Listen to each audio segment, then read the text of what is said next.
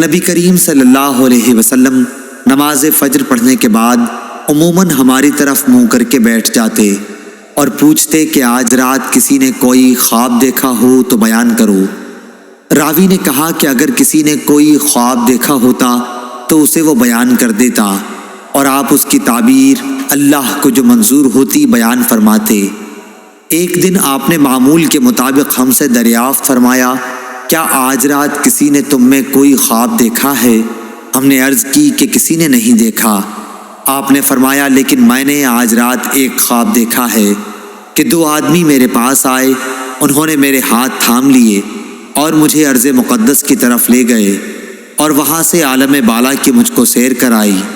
وہاں کیا دیکھتا ہوں کہ ایک شخص تو بیٹھا ہوا ہے اور ایک شخص کھڑا ہے اور اس کے ہاتھ میں، امام بخاری نے کہا کہ ہمارے بعض اصحاب نے غالباً عباس بن فضیل اسقاطی نے موسیٰ بن اسماعیل سے یوں روایت کیا ہے، لوہے کا آنکس تھا جسے وہ بیٹھنے والے کے جبڑے میں ڈال کر اس کے سر کے پیچھے تک چیر دیتا، پھر دوسرے جبڑے کے ساتھ بھی اسی طرح کرتا تھا۔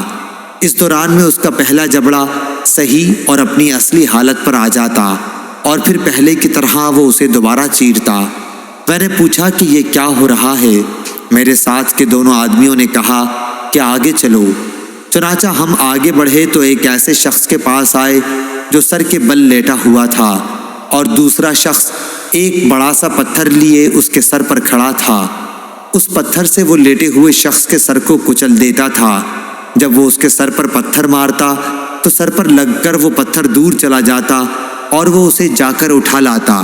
ابھی پتھر لے کر واپس بھی نہیں آتا تھا کہ سر دوبارہ درست ہو جاتا، بالکل ویسا ہی جیسا پہلے تھا۔ واپس آ کر وہ پھر اسے مارتا۔ میں نے پوچھا کہ یہ کون لوگ ہیں؟ ان دونوں نے جواب دیا کہ ابھی اور آگے چلو۔ چنانچہ ہم آگے بڑھے تو ایک تنور جیسے گڑھے کی طرف چلے جس کے اوپر کا حصہ تو تنگ تھا لیکن نیچے سے خوب فراخ۔ نیچے آگ بھڑک رہی تھی۔ جب آگ کے شعلے بھڑک کر اوپر کو اٹھتے تو اس میں جلنے والے لوگ بھی اوپر اٹھاتے اور ایسا معلوم ہوتا کہ اب وہ باہر نکل جائیں گے، لیکن جب شعلے دب جاتے تو وہ لوگ بھی نیچے چلے جاتے۔ اس تنور میں ننگے مرد اور عورتیں تھیں۔ میں نے اس موقع پر بھی پوچھا کہ یہ کیا ہے، لیکن اس مرتبہ بھی جواب یہی ملا، کہا کہ ابھی اور آگے چلو۔ ہم آگے چلے۔ اب ہم خون کی ایک نہر کے اوپر تھے۔ نہر کے اندر ایک شخص کھڑا تھا اور اس کے بیچ میں یزید بن ہارون اور وہب بن جریر نے جریر بن حازم کے واسطے سے واسطہ نہر کے بجائے شط النہر، نہر کے کنارے کے الفاظ نقل کیے ہیں۔ ایک شخص تھا جس کے سامنے پتھر رکھا ہوا تھا۔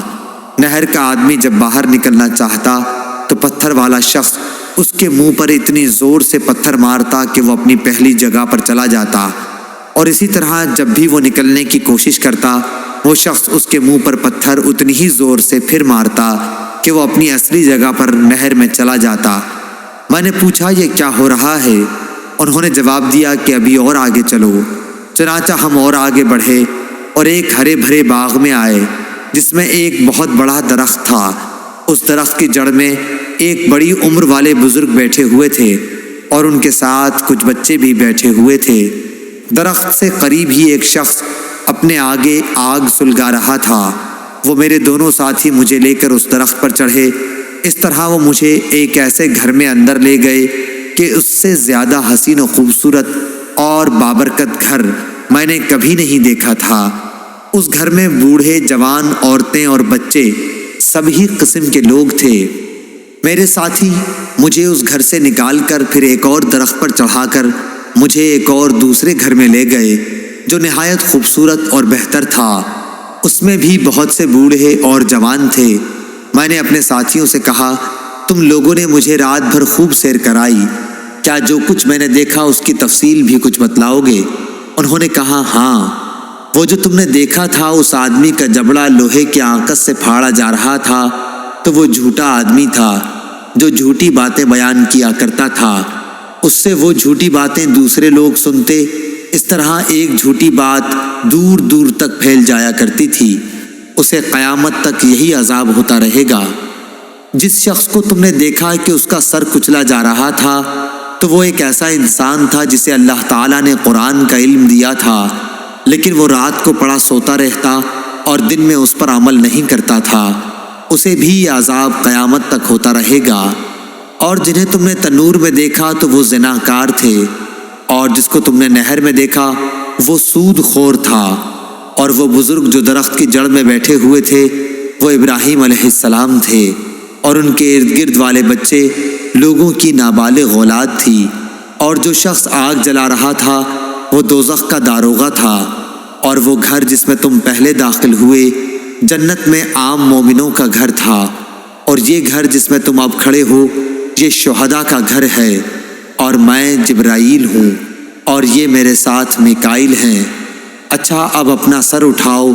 میں نے جو سر اٹھایا تو کیا دیکھتا ہوں کہ میرے اوپر بادل کی طرح کوئی چیز ہے۔ میرے ساتھیوں نے کہا کہ یہ تمہارا مکان ہے۔ اس پر میں نے کہا کہ پھر مجھے اپنے مکان میں جانے دو۔ انہوں نے کہا کہ ابھی تمہاری عمر باقی ہے جو تم نے پوری نہیں کی، اگر آپ وہ پوری کر لیتے تو اپنے مکان میں آ جاتے۔ صحیح بخاری حدیث نمبر 1386۔